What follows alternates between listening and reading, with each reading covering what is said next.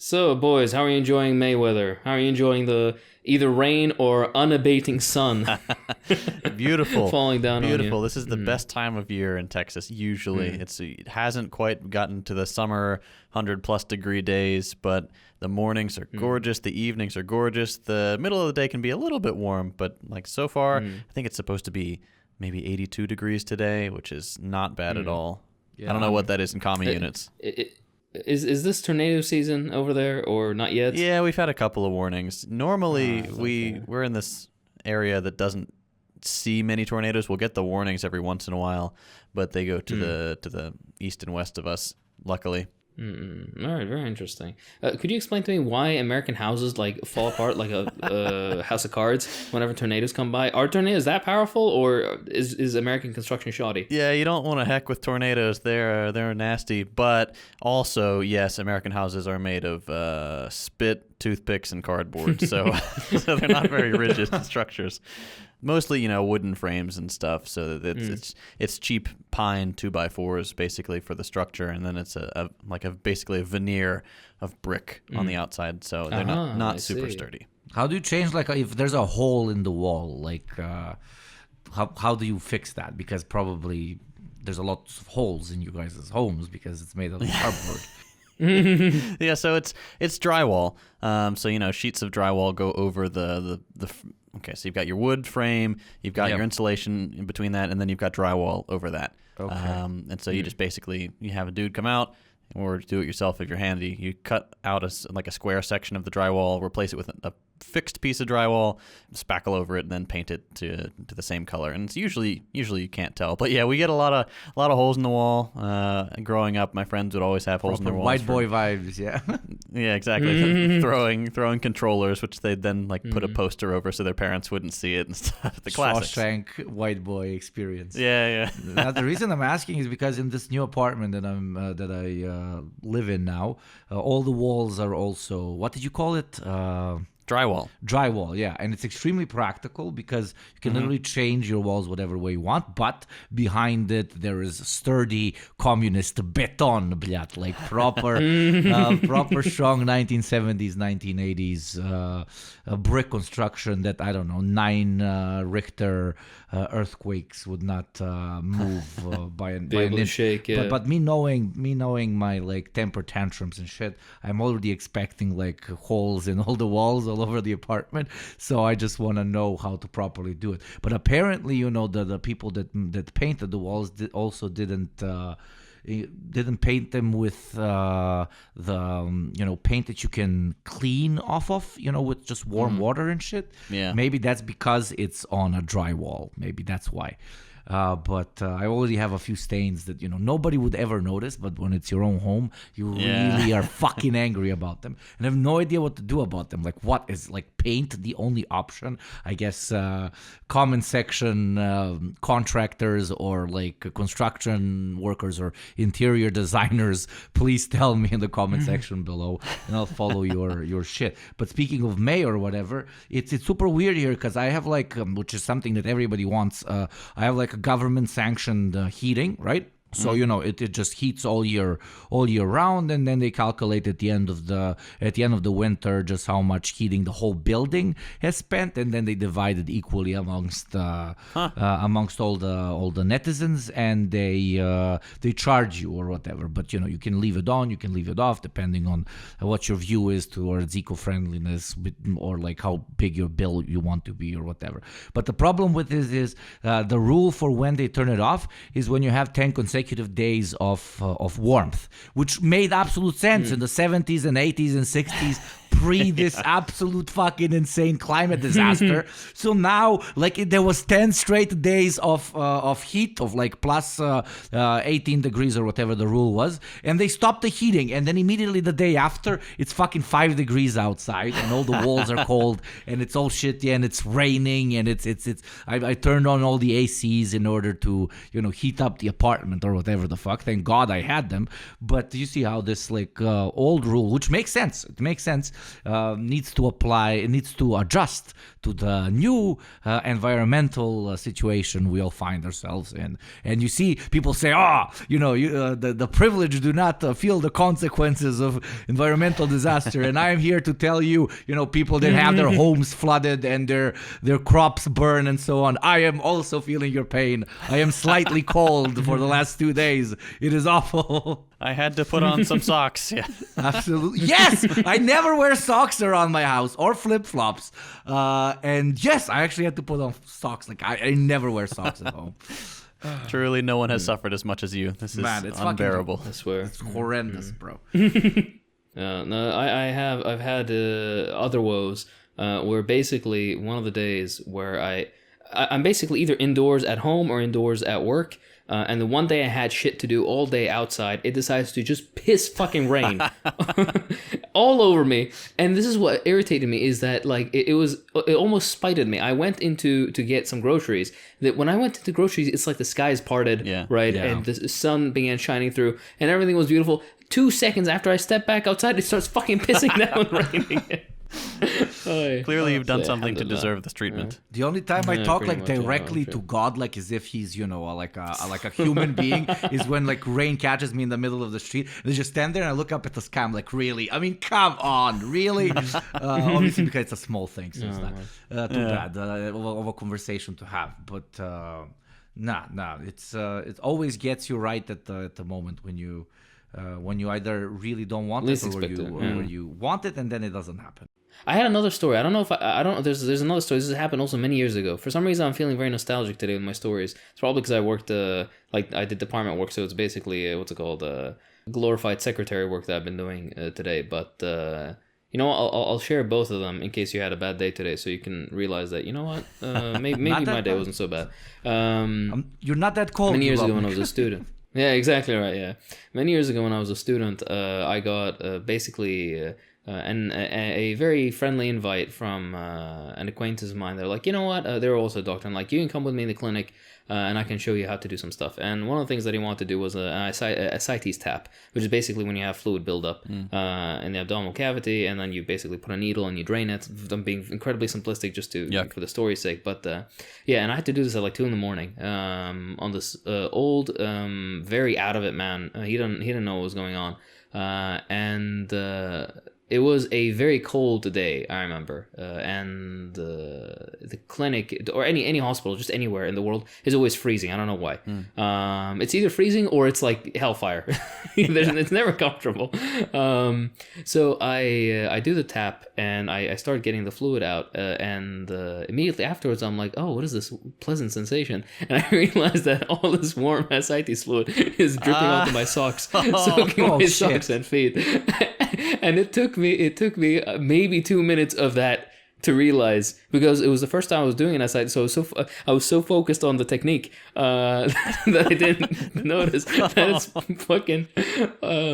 That's number one. Another time, this was also years ago, or not years ago, but it was a while ago. I go to do a spinal tap on a patient in the emergency ward.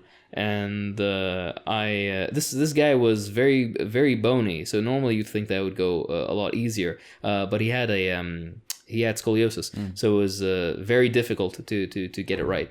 And instead of getting the needle into the space that I'm supposed to get into to get the cerebrospinal fluid out, I accidentally hit like one of the paravertebral arteries, or a vein. I think it was more a vein, like, I don't know if you guys have probably never seen a spinal tap before, but you're supposed to stick it in, and then afterwards you have like a little thing, a sounding rod almost, that you pull out, and then you see like drops coming out of clear fluid, and that's how you know you got to the CSF fluid. And that's like the moment of truth always. So I go to pull out this sounding rod looking thing, and instead of the drops of clear fluid like water, I just hear blood starts spurting out. I'm like, oh fuck, oh shit. I'm just never going to the hospital. I am never going to the hospital. Like, ever. Like, with every next story. I know I'm repeating a joke that I did in 50 fucking episodes here. But genuinely, like, there can be like a cucumber-sized fucking mushroom coming out of my dick. And I will not go to the fucking hospital, man. I heard something the other day that made me feel really confident in doctors and stuff. In healthcare? Yeah, it was... the guy was like, Well, why do you expect doctors to do any better at their job than you do at yours? Like, how often do you fuck up at your job? Like, oh, Jesus Christ, you're right. No. Alhamdulillah, we have, I think there's a certain competence level that's required of you through all your licensing and whatnot. So you'll never, the worst doctor is a doctor that'll still should get everything right with your treatment. That's what the cops say about themselves, you know? But we don't kill minorities, or at least we don't try to. Which is worse? Which one is worse, one would think? Oh my god, I love it. But yeah, now what was I gonna say? I remember some family member sent me a meme a while back, and it's like, I was confident about the surgery that I was gonna go into until I walked into my doctor's office and saw him closing the Wikipedia page for bones.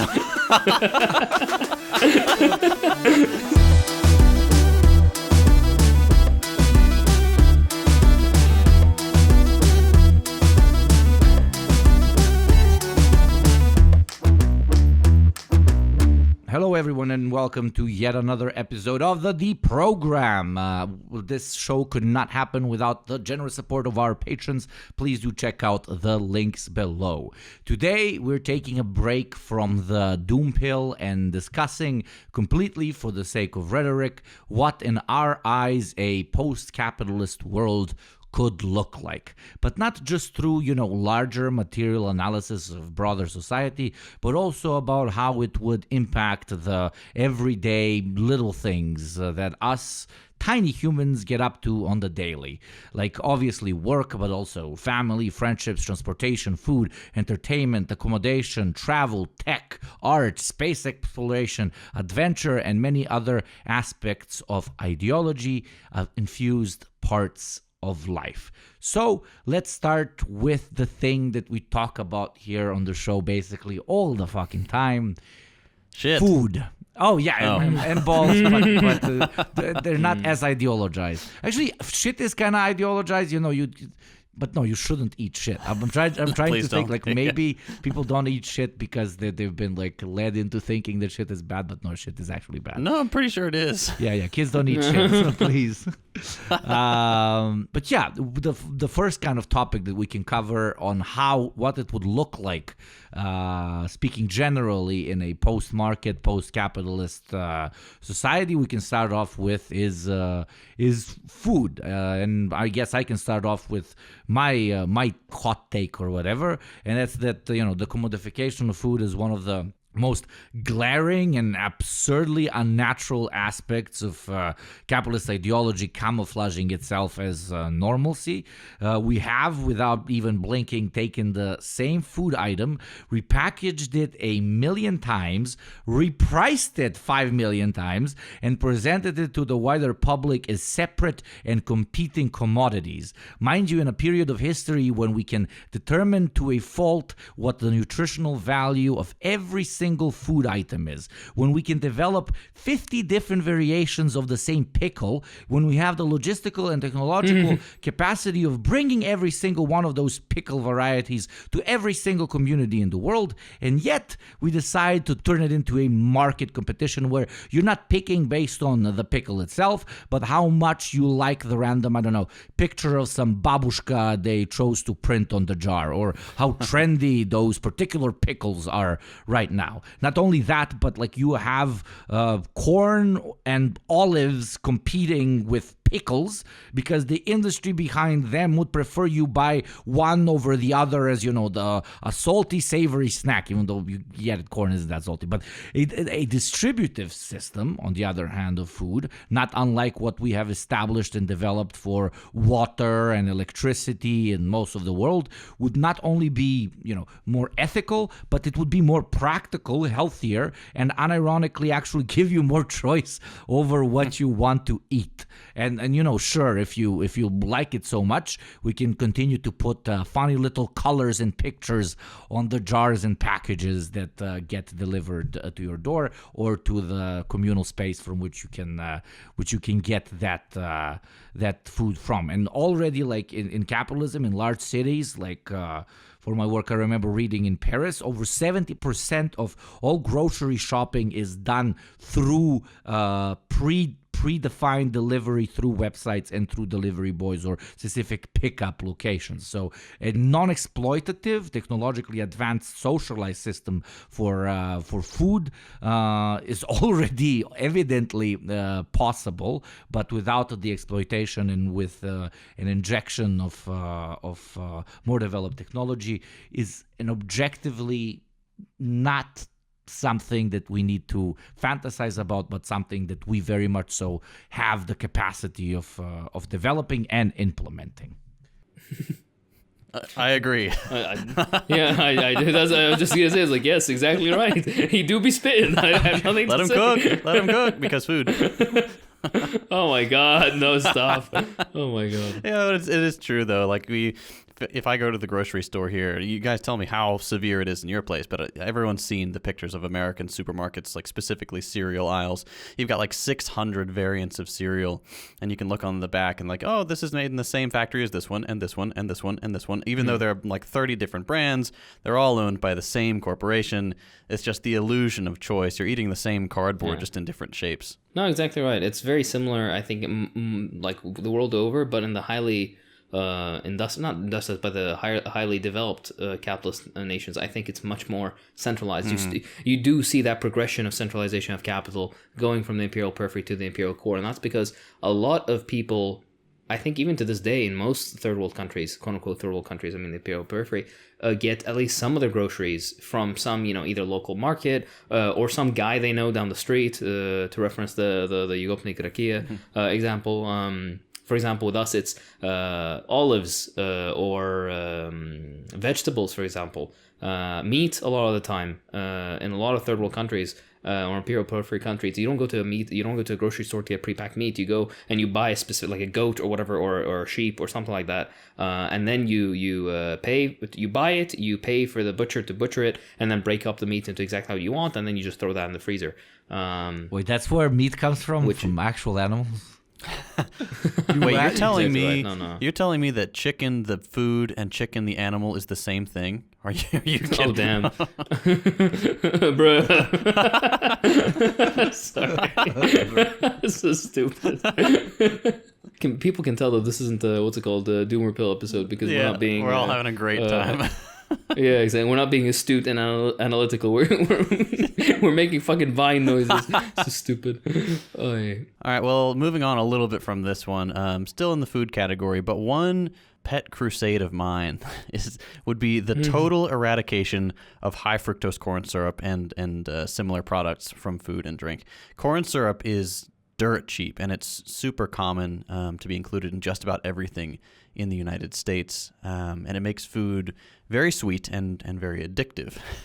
I should know with my Dr. Pepper addiction. I try to kick it like every month. I'm like, all right, I'm done. No more Dr. Pepper. And then I'm like, well, maybe I deserve a little treat for finishing my work early. But it's very difficult. But anyway, my granddad worked for ADM, selling sugar and other sweeteners to massive corporations like Coca-Cola. It is an obscenely lucrative industry. His job was to take the clients out to dinner, like Coke bigwigs and stuff, or entertain them with a round of golf on the company's dime. And he would take this company credit card and he would routinely spend multiple $1,000s a night on food and alcohol just to keep these people happy, so they'd continue to buy millions of pounds of their product. Like he talks a lot, and every time I go to visit him, he'll tell me some absurd story where he's like, yeah, I was hanging out with the VP of sales for the southeast of Coca-Cola, and we went to this steakhouse, we bought $200 steaks. After 5 hours later, after hanging out for a while, we said, you know what, just go back to the bar, bring us like 6 of your best bottles of vodka. Charge us for those, and we'll just take them with us to go. And he would just do stuff like that, and he would take the vodka back to the hotel room and just hang out for a few days, and that was that. But yeah, it's the whole sugar industry is wild. It's insane the amount of profit that is generated from that, and specifically high fructose corn syrup. Like, American comrades, look on the back of any food product you pick up at the grocery store. Odds are it's going to contain high fructose corn syrup or some derivative of it. It's insane. Like, there was this thing a few years ago where Subway got into some hot water because they legally can't classify their bread as bread. They have to classify it as pastry because it contains so much sugar. It's wild. Anyway, this stuff like this is why the U.S. has a major health crisis. We have both obesity and malnutrition running rampant. And this is what happens when food is just another commodity. It's made poorly and it's made cheaply, as quickly as possible, mass-produced. You've got dozens of options, but none of them will give you the nutrition you need to live a healthy life. They're all made by the same people. Exactly, yeah, and they have the same goal. So if you remove the profit motive, if you get rid of artificial sweeteners, then hopefully, ideally, food will serve its actual purpose of feeding people, keeping them alive, keeping them healthy. But that is not what we have now. Yeah, because it's the classical case of corner cutting in order to increase profits when the market... Not at Wendy's. Those burgers are square. But... because the market is oversaturated with so many Wendy's. You gotta make the 5 burgers in order to win. And you either charge more the way that 5 burgers does and gives like a better quality, and then 5 guys, and then develops whatever. It's like 5 burgers, 5 guys, Wendy's, Mandy's, crackers, like everything fucking everything sounds the same. But yeah, we're in rare form today. No, it's all right. We're exactly on form. Hold on, by the way, can I just has been begging me for you to do the "oh my god" thing. Can you just please do it? Oh my god! I don't know why. That wasn't even a very good one, but yeah. I'll hit you when you least expect it. Exactly. There we go. That's what I want. But yeah, something to build off on what both of you guys said though is, it's kind of, I mean, not to take this into like a doomer pill way a little bit. I'll try to not, but it's very disappointing to see, especially when there are certain like specialized areas in the world that produce something, right? But these hyper, industrial methods kind of come into them and penetrate with far cheaper commodities, far cheaper food goods. And as a result, people who have been doing it in a quote-unquote traditional way for hundreds of years, if not thousands of years, depending on what the thing may be, end up basically completely pushed out of a market that they themselves created and popularized. And what makes this even more depressing is that the stuff that replaces those more like quote-unquote artisanal, right, is either a highly produced, like very cheaply, quickly produced, almost like bad imitations compared to what the original is supposed to be, or you get these like up-nosed artisanal stores which put ridiculous markups about stuff that your grandma 2 generations ago used to go and buy for like 2 nickels. It's a bit depressing. This you see a lot with not so much with vegetables, but you even see this a little bit now, but more finished goods like cheeses, sometimes yogurts, any sort of sweet thing has been like completely overrun by this stuff. Thankfully, in some parts of the world, there's still that like culture of keeping the artisanal food stuff going in the real proper way, not in like some white guy with a mustache opening up something that he calls artisanal. But it is also a little bit depressing to see those ways struggling to survive in the face of this commodification. Yeah.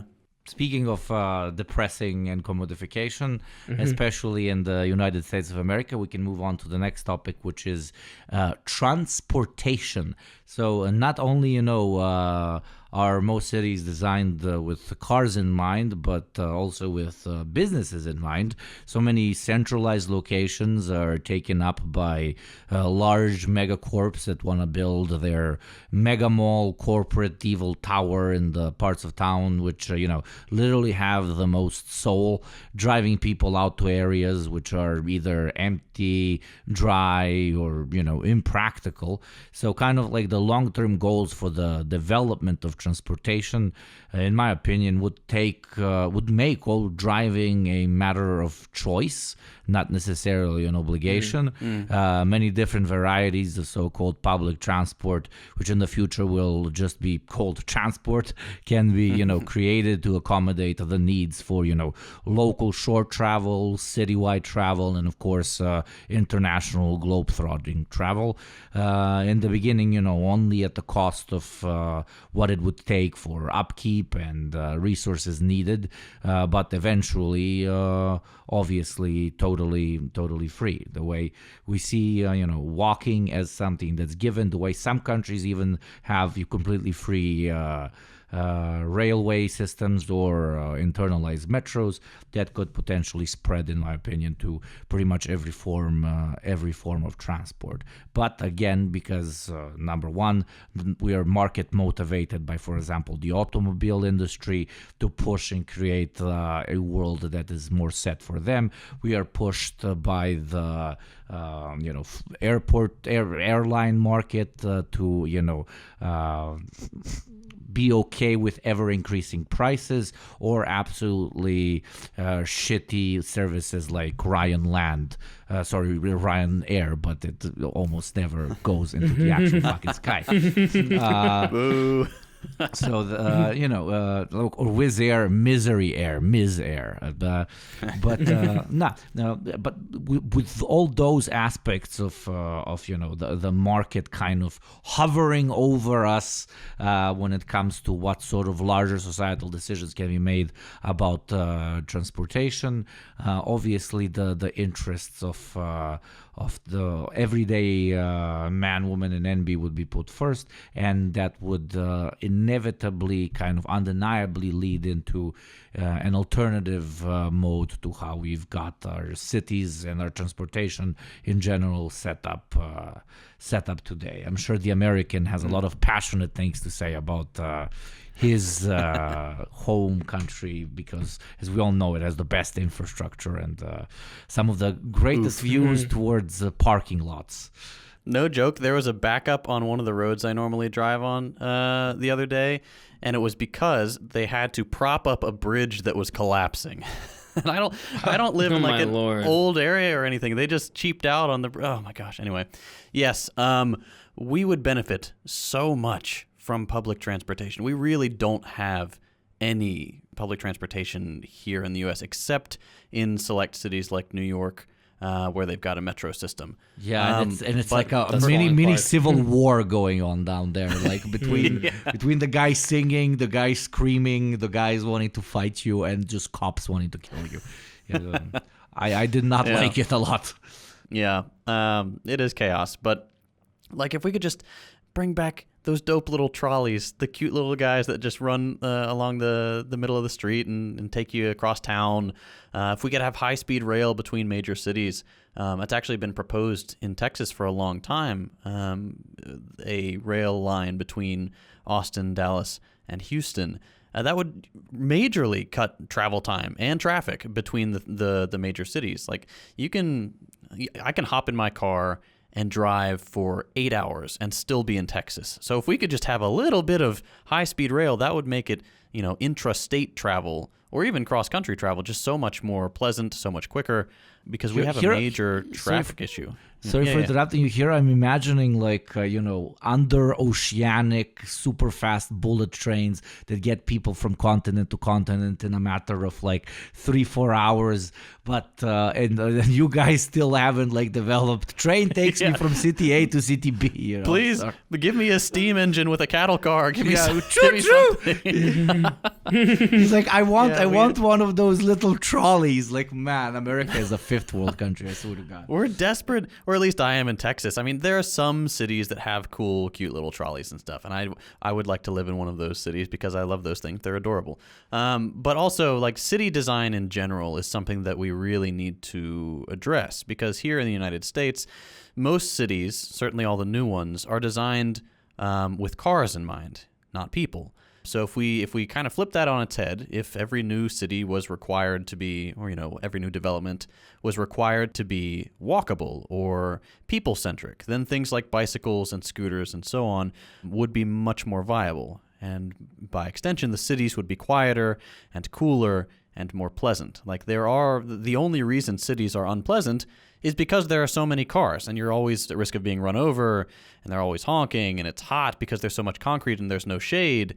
So with the implementation of walkable city design, rail routes, and superblock-style housing, I think a large percentage of roads, and this is my favorite part because I am such a car guy, a large percentage of roads would immediately become largely obsolete. Maybe not entirely obsolete, but largely, which would allow for the expansion of motorsports as a form of entertainment. So just like you have road courses all over the world, like Monaco, the Grand Prix, for example, those are city streets that are just closed off for races. You could have so much of that in the United States because we have so many superfluous roads. Like just thinking right now about how my little suburbs is laid out, there's an amazing course that I sometimes drive like it is a road course that it could just be closed off if we had a rail hub nearby. There are so many things that would benefit from not having cities be designed with cars in mind. Just and even without cars, imagine the airplane. People are the ones who live there. Exactly. Imagine on the airplane, you don't have to fucking break your legs every time you go sit. Even though I don't know if you two can relate to that because you're not the tallest motherfuckers in the room. But that's one of the blessings. Trust me. Or like airports would not be as fucked up because they would be better managed, and there wouldn't be like fares that only fly like 6 people and like massively pollute that take up the space that another airplane that is filled up could take. Maybe there can be technology well enough developed that could, drop people off on certain locations, etc., etc. I'm just throwing things out of my mind that, would never even be considered for a millisecond because they just would lead to lower profitability than they do now. It's in any sort of improvement of what we define as public transportation or private transportation nowadays, etc., is just counterintuitive to the already established status quo of the market, and the only way to properly improve it is by changing the said status quo. That's why like all those like usually entrepreneurs propose, the world is going in a bad direction, but eventually we'll think up some technological solution or whatever that's going to help us all out. And then the technological solution is underground tunnels for cars. Even though we have the fucking subway, I know it's unless you change the core material motivation for people and the core system, even things as one would think super simple as transportation will not be able to be impacted. If we look at cities that are extremely walkable and extremely green and extremely friendly, etc., be it in Europe or Asia and so on, some cities in South America, those were usually earned from mass protests against constant attempts at so-called urbanization, which would lead them into being just yet another copy-paste fucking city full of loud and stinky people and cars. Yeah. So with transportation being done, let's drive over into, oh my God, JT's rubbing off on me. I'm going to kill myself. Over into work, as we always do in the early mornings of the day. Actually, not really. Like, doesn't everybody work from home except the fucking doctors and shit? So. Yeah, oh my God, I fucking wish. Yeah. Imagine if you could operate from home, like with some little gloves or whatever. But we're moving arguably into the spiciest and most important kind of conversation point and part of life for many, which is work and what work could look like in a post-capitalist society. And in my opinion, labor freed from alienation is kind of labor which is difficult to even begin to comprehend unless you are lucky enough to work in an industry you truly care for, like a podcaster, while also having adequate control over the direction and effort needed for that particular labor, which we podcasters don't have because the direction always goes all over the fucking place. But the part of the population that has that is probably like max fucking 5% of the general pop, and for the rest it's non-alienated labor is a fucking fairy tale that they've never experienced. And in a world where the proletariat is, pardon me for the capitalist terminology, but a world where the proletariat is working for itself, the picture should become very different. Combined with the ownership of the means of production, technological advancement, and the elimination of all unnecessary bullshit jobs, what you do for a living will, hopefully become a choice. Imagine having a fucking choice and not just doing it so that you don't starve or so that you can have newer Nikes than that asshole from the floor under fucking Ivan. Those are so fucking crisp. But all societally productive labor, basically, and again, everybody listening and liberals in the world, no, in this case, Maoists in the walls, these are, fantasies of what it potentially can be. The material reality of one day post-revolution, and as socialism develops, that is what is going to define what will be. Not, we are just having a positive episode talking about our fantasies of what the socialism could look like. But yeah, imagine actually being able to choose a socially productive job as a career option. No more starving artists, no more depressed financiers that always just wanted to, build boats, no more career choices based on revenue projection, like actual choices towards what you want to fucking do or what you're good at. I don't know, but that to me is one hell of a fucking selling point for getting rid of this fucking setup that we have right now. Yeah, I would just add, I completely agree with you, Opnik, and that's why it's nice to have this more positive outlook on it. But even being a lot more pragmatic, let's say, and this is the first year after the revolution, this stuff.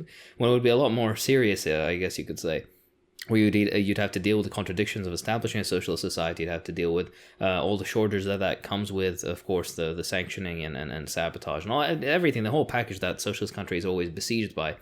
But something at the end of the day that's always important is you will always have some employment, number one, which is it's beyond being able to appreciate how valuable that is, because most of us have only lived in societies that have chronic unemployment and probably know somebody that's unemployed and see the effect the toll it takes mentally and physically on them and their families. That entire aspect, the fear of just basically being but I could be out of a job next month, that being out of your head. Yeah. Not being a worry in your life. The amount of stress that so many people have would disappear overnight because of just that one thing. But not just this. You go to university. You go and you decide to be, you decide to study history or philosophy or engineering or medicine, whatever you decide to choose. And then you graduate and there will be a job for you. It's not like, for example, in many capitalist countries, you could study something that you would personally find interesting, let's say literature, and then you go and graduate, and basically you have fuck all options. You go work at Subway because there's 3 openings in your local area or in your region, let's say, that have room for people who graduate from literature. Meanwhile, your class had 40 graduates, so the rest of you can go fuck yourselves, basically. This is another aspect. And thirdly, and this is the most important one for me, is that socialism has always put historic socialism, and I think future socialism as well, has put and would put a huge emphasis on both the quality and quantity of the specialists being produced. What do I mean by this? I mean that a good example is American hospitals. From what I've read, I've never been to the US, I haven't been inside an American hospital, but this is what I've read. American hospitals are run on basically skeleton crews most of the time. As a result, you have incredibly overworked medical staff, both nurses and doctors, which results in basically worse patient outcomes and a more stressed out and burnt out personnel base. Meanwhile, there are higher profits for the particular hospital. And this is reproduced even in more public systems across Europe sometimes. Not to the same extent as the US, though, but it does exist. And this just kind of reinforces that idea that under socialism, as it used to exist and as it would exist in the future, not only would the particular quality of education be focused on, but also the sheer amount of people graduating. That's why, for example, Cuba has the most amount of doctors per capita on Earth. That's why the Soviet Union had basically 1/4 of all doctors on Earth. Likewise, with basically every other socialist country, with few exceptions. Vietnam is one of those exceptions, but it's for much more deep reasons that I don't have time to get into right now. But how this relates to my personal life is I work as a physician, and I go and I work in my local hospital, and I see the things that need to be done. And every single issue we have, without fault, boils down to, if we had more personnel, this wouldn't be an issue. Even things related to funding, at the end of the day, it would be, if we just had more people, if I just had a few more hands on deck, if that's even the correct statement, then this would not be a fucking issue. I don't know if you're aware, but doctors specifically, medical professionals in general, but doctors specifically have the highest dropout rate, like where somebody will study to be a doctor, work for like 6 years, 10 years, and then completely change careers to change to something else. Not only this, but also doctors have one of the highest suicide rates amongst. And these are values based on American statistics, and I completely understand why that is the case. Thinking about how it could possibly be, of course, like in where I'm at, we have our own shortages, but they're, I think, slightly more different than the ones that exist in the U.S. Regardless, all this would not be an issue under socialism, despite all the siege characteristics of said socialism, most likely. So my answer, just like the TLDR of all this, is it's a very pragmatic. My life as a physician would be easier, and your life most likely would be easier just by sheer amount of people to be able to help you instead. But yeah, sorry, no, that was lovely, beautifully put, and especially even as he said in the first years post-revolution and post-establishment of dictatorship of proletariat or socialism, but. But many people like in the walls are already asking, okay, but where are you going to find those people that are going to be filling those positions? Those people are already there, my friend. They are the 40-50% of bullshit jobs that they don't want to even work at, but they have chosen to pursue those particular careers in basically what could be defined as bureaucrats upkeeping like the capitalist market system. If they were given an actual choice on what sort of field to develop in, while not being only stimulated by what I mentioned earlier, projected future gross revenue, they would go into fields like helping people, like building fucking bridges that don't fall behind JT's cul-de-sac, etc., etc. There are more than when you'll see in the other topics that we covered today. There are more than enough individuals who would much rather spend their life free of alienation, which are going to fill up these particular positions, or at least will be motivated to choose to fill up these particular positions, because obviously they would want to rather pick that than fucking insanely mind-numbing office jobs, which they today pick only because, again, higher estimated revenue projection. Yeah, just one final thing to mention before we move on, a couple little bullet points.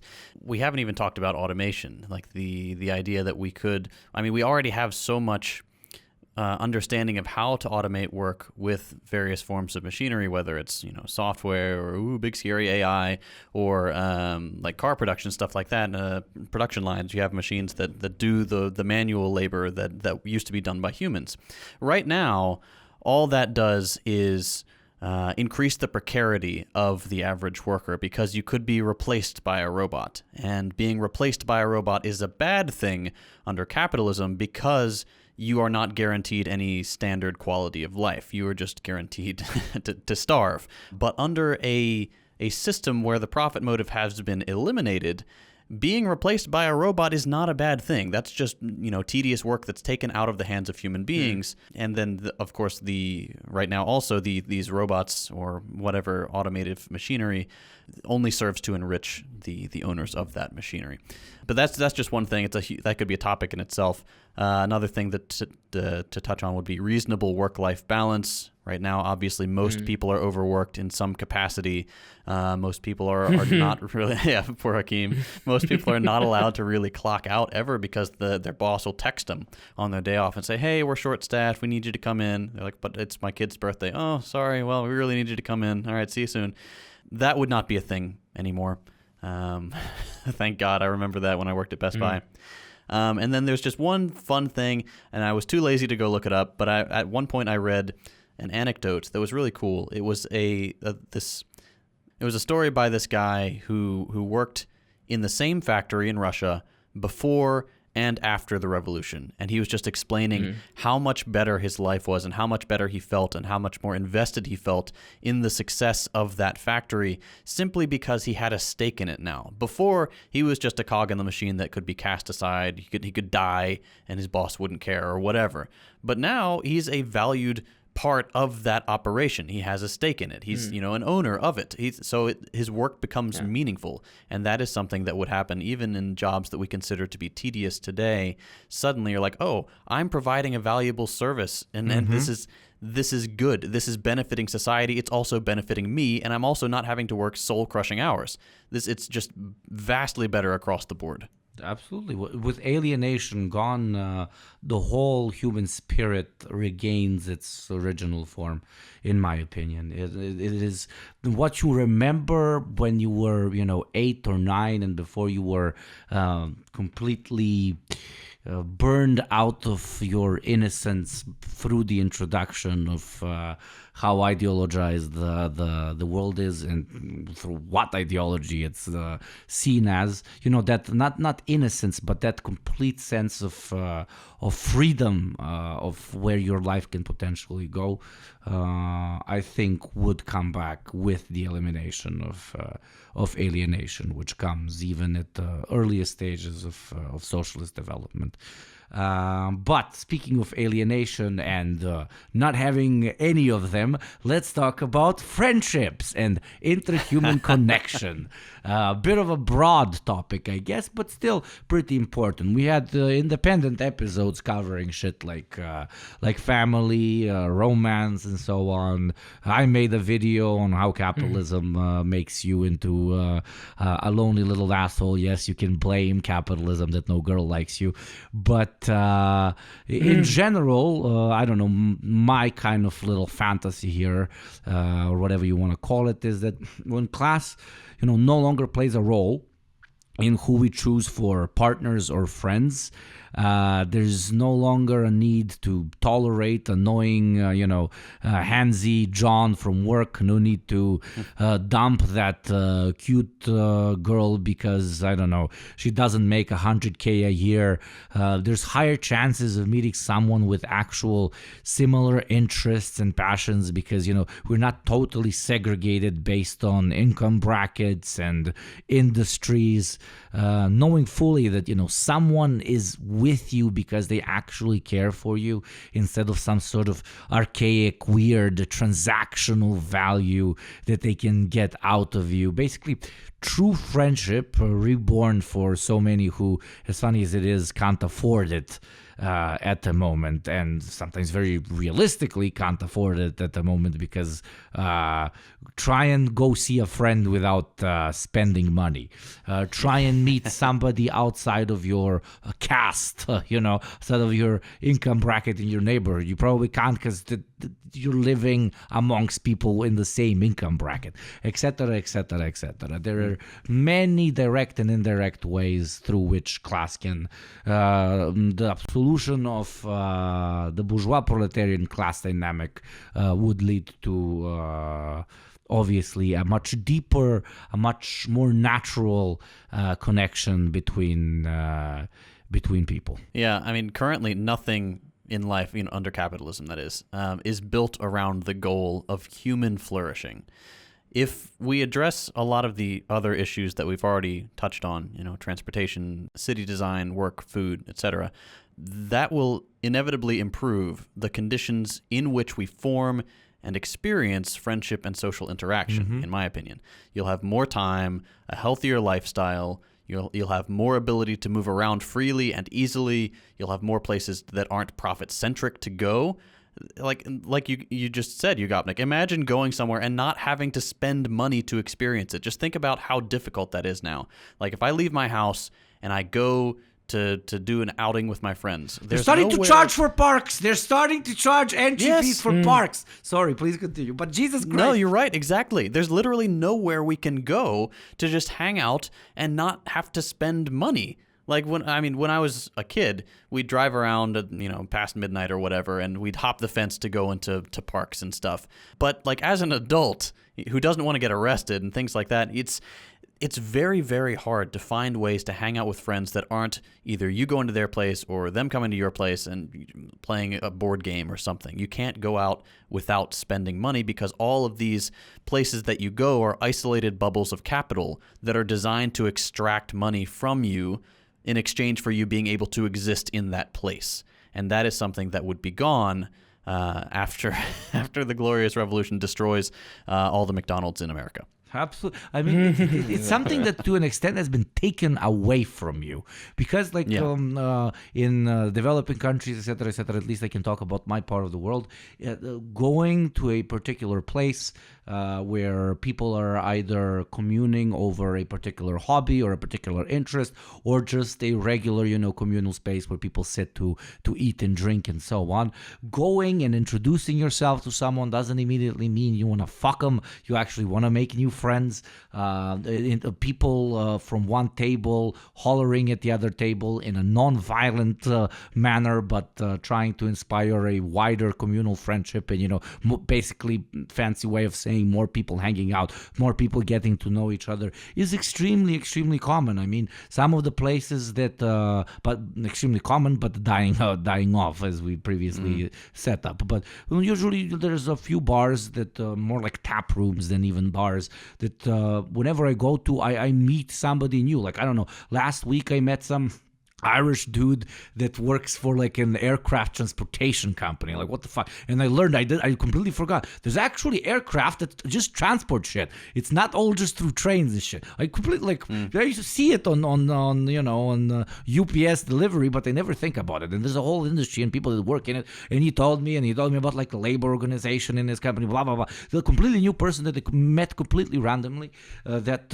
exchange contacts with, and they can potentially, get closer with as time moves on, etc., etc. Like, what I'm trying to say here is that these is just as Hakeem earlier mentioned about domestic food produce and more artisanal places and so on. Like, these communal spaces for where people can meet other people, where they can expand their friend group, which probably sounds super insane to a lot of people who unfortunately are so lonely that they have absolutely no fucking friends. And Yugopnik is here talking about expanding it to over like 10 people, but no, it absolutely is possible, and those sorts of spaces absolutely do exist. But they, usually there you go, you drink 2 beers, but you spend like 6 hours fucking talking. That's not extremely profitable for the fucking bar owner. They want you to get the nachos. They want you to get like 10 beers and get fucking shit faced. They want you sitting in little segregated tables instead of on the bar, so that you can only concentrate to the one particular person that you came there with, so that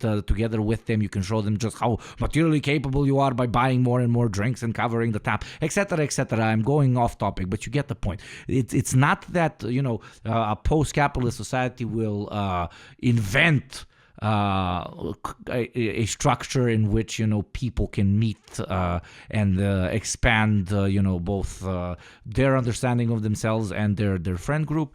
It's that it will bring it back because we have lost it due to the commercialization of some of the most sacred things in existence, which is interhuman connection and respect and love and so on. So the proletariat has nothing to lose but their chains and more people-friendly pubs, to gain people-friendly pubs, if you know what the fuck I mean. Yeah, it's just sad. It's annoying. It's I go to fucking Boston like 6 months ago and shit, and it's like 8 p.m. and at 8:30 and everything closes. Everybody needs to fucking leave. Like it is so strange. Why? Because they need to the fucking drones need to go to bed so they're productive tomorrow. It's fucking degenerate, to say the least. And like, speaking of, social groups, etc., a small point that we can kind of touch on is that, when everything doesn't revolve around making more money to pay off the fucking mortgage, maybe, and just maybe, people will begin to organize over their passions more often than they do now. I mean, even with the 40-hour work week and total, brain-dead alienation, we still manage to make our little clubs, our societies, our movements. People go, I don't know, LARP, go airsoft, go snowboard, build different organizations for mutual support, like women's groups, support groups for people with disabilities, and so on and so on. Managing and leading these groups could very well one day even become someone's job, and participating in them an even greater pleasure than what it is today, because you most likely will have a bit more time, and possibly and it is now, because, well, effort is actually put into making your life less heavy instead of your bosses with all labor output that you put out there. But that kind of, we mentioned hobbies and so on, takes us into kind of like a big chunk of what most of us spend our time on in this life, and that is entertainment and art, basically film, fiction writing, video games, sport, fashion. What would that look like in a world alternative to this one? And I guess I can start with what my view of the direction art would take in would be. I think it would literally reach another renaissance. The number of Van Goghs that are probably working in convenience stores today should make us all fucking want to vomit. Art re-entering the public arena, filling our museums, our minds, and becoming a common good will not only motivate the artists of the future, but, as we said previously, will allow them to actually pursue it as a legitimate career choice instead of dreading if they'll earn enough money for rent. And not only that, imagine the amount of our world's heritage that is stuck in private collections, often not even displayed, these motherfuckers, or read out loud, but instead used as a financial tool by the world's wealthiest Nazi pedophiles on their fucking islands. I mean, imagine those collections flooding public halls, looted imperialist shit being taken back to their original homelands and being made available to all. I mean, I'm fucking gushing just thinking about it. No, beautifully put. It's another thing where it's like beauty in all its regards and access in all its regards is only kept despite that.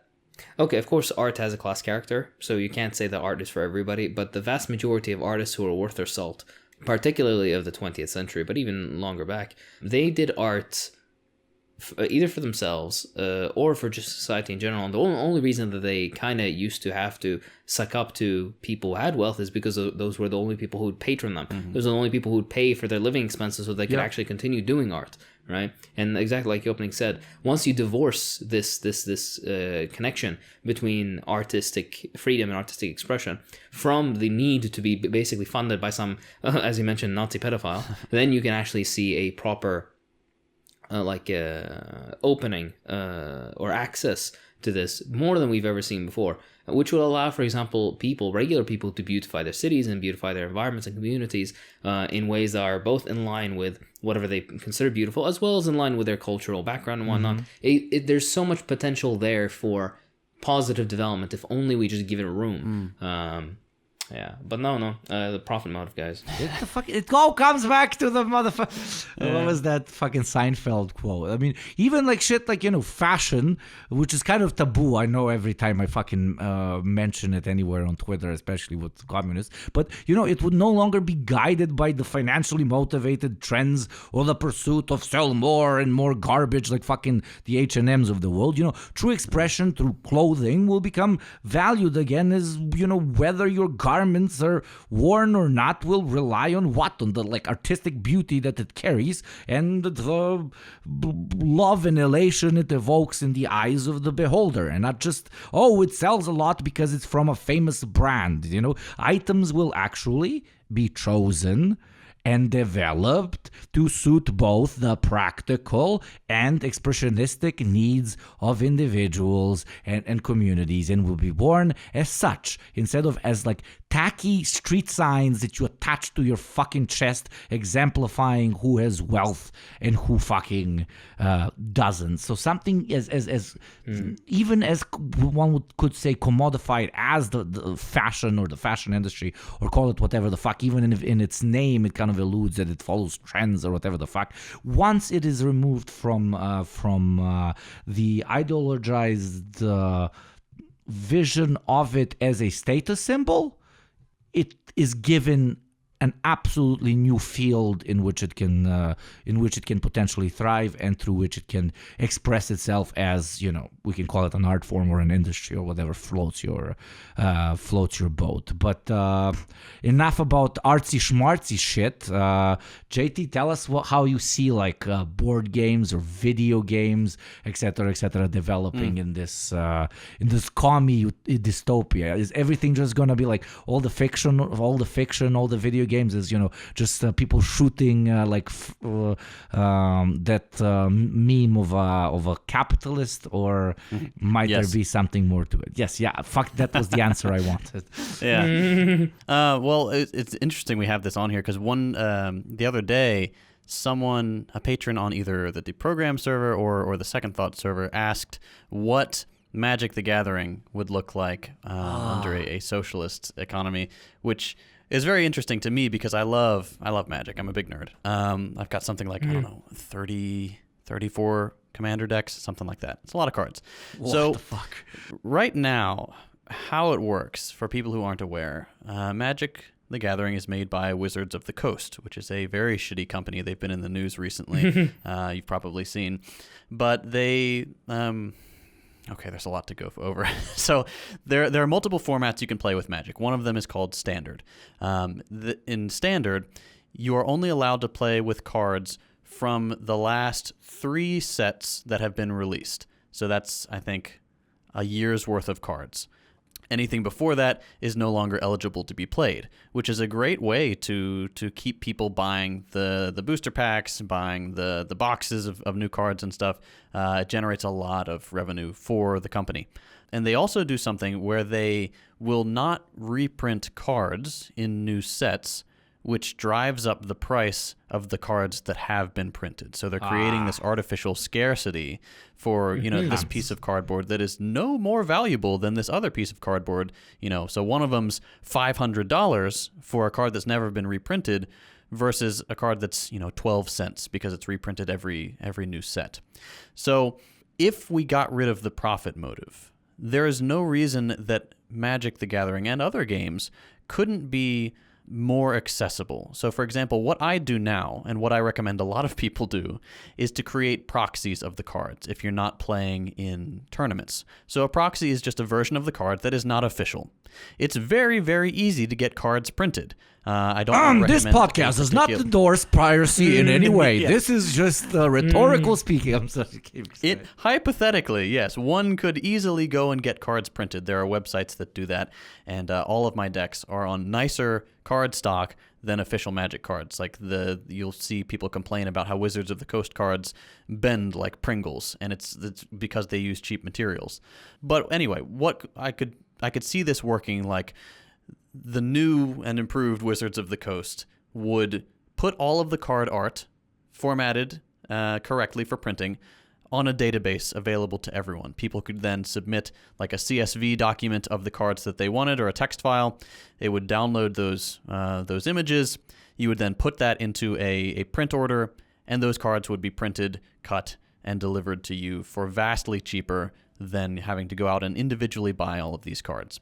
That's cool. The way a proxy workflow works today. And I can get like, I don't know, 4 Magic decks, which is 400 cards, for like $100, including $20 of shipping and sleeves and stuff. So it's versus spending multiple thousands of dollars if I were to do that legitimately. Hypothetically, of course, this is how it would work. So you see, the artificial scarcity would be eliminated, and you would be able to play against other players' creativity rather than their wallets. So you'd have a lot of this, the pay-to-win aspect of a lot of games done away with. And I think that would be a huge benefit because most people just don't have thousands of dollars to spend to build the perfect Magic deck or whatever game it is. So that, I think, would apply to a lot of things in a non-profit driven economy. And I think that would be such a positive thing for people to be able to engage with the franchises or the games that they enjoy without having to think, okay, I need to save for 5 months, and then maybe I can skimp and eat ramen for a few weeks to buy this one card that I really like, that is not any more valuable in terms of materials than any of these other cards. But yeah, I think it's a very fascinating thing, and it would be a huge monumental shift in how entertainment works and is provided. It's interesting how in the Pokemon world that they don't buy the Pokemon that they play with. And yet it still works, even though that gets fucked up and they basically turn into a small fascist world where they misuse these animals for massive cock measuring contests where, who has the better, bigger, stronger, thicker, more juicy Pokemon. But no, it's thinking that the only way to achieve scarcity in a game in which not everyone can have the strongest cards, because then you would be OP, is fucking stupid, because as JT beautifully put, it doesn't fucking work. And then that spent over on video games in general. For example, in my opinion, every single video game console joystick should have like an electric shock in it, and whenever somebody says the N-word or tells a girl to go to the kitchen, it should proceed to electrocute them on the spot. But that is just me. But speaking of extremely serious topics such as video games, let's lead into the two last topics of today's version of this episode, because maybe there can be versions of it in the future, because there's so many things that can potentially be covered and be positive about. We move into the meaning of life. But jokes aside, the question of what do we do with the freedom to pursue whatever we define as purpose in this post-capitalist society. And, to me, the greatest crime of capitalism, which at this point is people's fucking ears are ringing of us repeating it, alienation, is that it cuts us off from the pursuit of meaning. It cuts us off from arguably the greatest adventure we could ever have, the search for who we are and what we're meant to do, or how we're meant to give back. With that gone, with more time given, with greater choice over our own destiny, hopefully more people, if not all people, could find that which is truly fulfilling for them, that which makes their hearts beat and their eyes widen. And no, I'm not talking about fucking cocaine. True adventure, something most of us haven't felt since, as I said previously, we were 8, void of knowledge over the harsh realities of the current ruling ideology. Capitalism tells you there is just one purpose, and that's beating the game of capitalism, climbing the ladder, being the biggest. A post-capitalist world, in my opinion, tells you it's on you to discover what your purpose is, and that freedom is, worth a bit more than maybe having a fucking Starbucks. But okay, enough about this liberal mentality of the individual. What about, wider social purpose? What would our species in general choose to, pursue?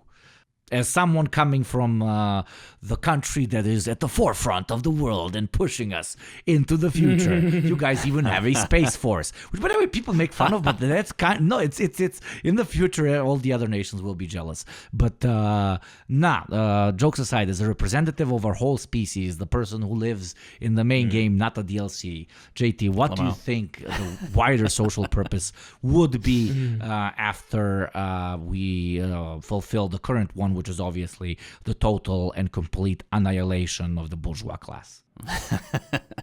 Well, I mean, I'm saying this as a giant sci-fi fan. I love Star Trek, love The Expanse, all that stuff. Maybe I'm being too sentimental here, but I do think humans are built to be explorers. We still have a lot to learn about the more extreme places on Earth, like the deepest depths of the ocean, things like that. But I do think space exploration would be a logical next step.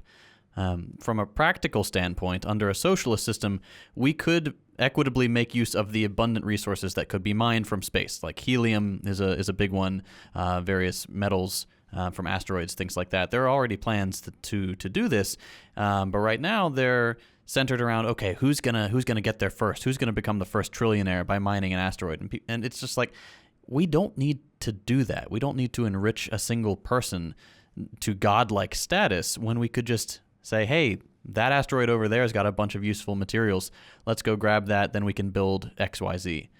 But then there's the eventual possibility of ensuring our species' survival against a cataclysmic event, like an extinction-level asteroid strike, by establishing human settlements on other planets or moons or maybe even massive space stations. That would be wild.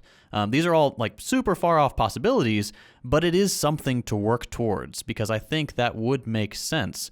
Once we have figured out mostly how Earth works, it would be a logical next step to say, all right, it's time to expand, to ensure the future. Oh gosh, I'm going to say the words to whatever the words are, to make sure we don't go extinct, basically, by setting up a little base of operations off Earth in case we get bonked by a meteor. Exactly right. No, that's beautifully said. And of course, as JT said, but to reinforce it, that doesn't mean we shouldn't take care of our current plans. Yes, of course. Obviously, yeah. Just imagine like that argument. The same like, why don't you tip the waitress? Oh, because that's going to make her more pissed off at capitalism. Or like a guy goes and like just pollutes, like dumps asbestos in all the lakes around the city. And they're like, comrade, what are you doing? And he's like, I am doing it for cause, of course. The more pollution, the faster we get into space. It is a good point. That is a good point that Hakeem brings up, though, because like there are a lot of people who, usually Elon Musk stands, who are like, all right, we're done with Earth, we're going to Mars. Like, why? This is a paradise. It could not have been designed better for us. I mean, obviously, you can look at this in science, and we developed on it was made for us, etc. It's boring, disclaimer. But like, you can't just give up on the best place we have ever known, the best place we can even see with our most advanced telescopes. We have to deal with the problems we have here while also looking to the future and seeing what we can do beyond Earth. Especially as the problems that are causing the death of this planet, or the ones that are damaging us so much, are based on the stupidity of just profit for profit's sake. It's not for there's no higher cause, and it's just literally line go up until the species goes extinct. That's it. And the joke used to be, line go up until species goes extinct. So that would probably motivate the people who say line go up to not make the line go so much up that we go extinct. But no, they said no, line go up, and then when these motherfuckers go extinct, I just hop on my fucking rocket and I leave. And they set up a new society where I want line to go up. It is not snake eating its own ass, quite literally. But no, to me, just imagining the beauty of the world and the expansion that our species could achieve one day, again, just like all the previous topics that we mentioned, motivates me massively. Even though obviously not even our great grandchildren will probably see it. I don't know, the steps that I see being taken before that obviously is having an properly internationalist world after the revolution has happened absolutely everywhere. Obviously, then George Soros and the Jews will come and they will rule us all as we planned from the fucking get-go. I don't know why everybody's like so afraid world government. Like in almost all the like right-wing conspiracy theories, the main thing that they go out with is like world government, as if that's like, what, you prefer your fucking banana republic guy like fucking shooting the other banana republic guy. It's already one class. So why? Exactly. Yeah, like they're so close. They're so close to actually understanding things, but it's incredible. The stupidity reels in the back end. Absolutely. But also, it's probably interesting to Hakeem. It's very important to, while looking out towards the stars in our far future, also to look, inwards, developing, safe and ethical ways of quite literally now I'm fantasizing too hardcore, but even eliminating disease, elongating life for obviously those who want to, as kind of a moment where we could, take a step outwards from even what we define as the limitations of being human today. Yeah, that's all for the very, very far future, if it will ever be possible. I don't think it will ever be possible personally. No, shut up! I want to live forever! I'm sorry, Heavy. One of the greatest mercies of life is death. But I didn't mean that in a macabre way. It just God, I can't wait to die. Yeah. I mean, unironically, but in a positive way, though. This is called being death positive, all right? You came from a place, you'll return to it. And there's a peacefulness and a wisdom to it. But I'm not going to get... this is for a different podcast entirely.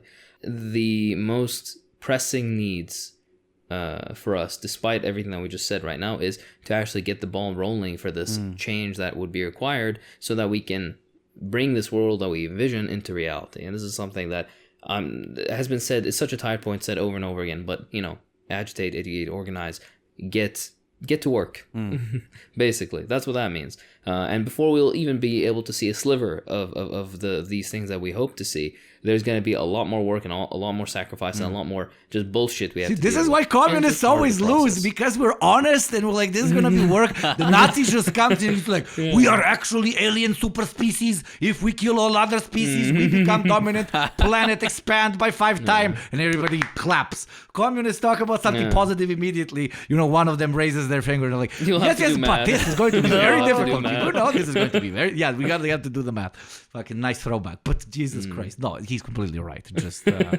Just Christ. Do we have, our honesty and us actually giving a fuck about what we're preaching kind of fucking us in the ass. So with that being said, and with hard work being mentioned, it is not that easy to make these shows happen on a regular basis. We are 3 dudes from completely 3 different parts of the planet, but the reason we can move stuff around in order for this show to actually have resources behind it and to actually be produced properly in such a manner, if you can define this as properly, it is only thanks to our wonderful, wonderful supporters over on Patreon, who get many different benefits, such as early episodes, completely bonus episodes, or our very, very special Habibi tier dudes and chicks and NBs that we actually hang out with on the monthly basis. So with that being said, check out those links below in case you want to support us that way, or alternatively, you can buy a super cool drip